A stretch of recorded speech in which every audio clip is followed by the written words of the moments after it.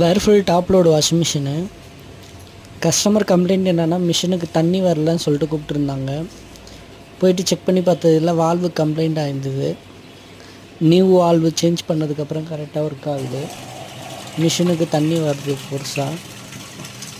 சென்னையில் எதனா சர்வீஸ் வேணும்னா ஸ்க்ரீனில் தெரியிற நம்பருக்கு கால் பண்ணுங்கள். சென்னையில் எங்கே இருந்தாலும் வீட்டுக்கே வந்து சர்வீஸ் பண்ணி கொடுப்போம்.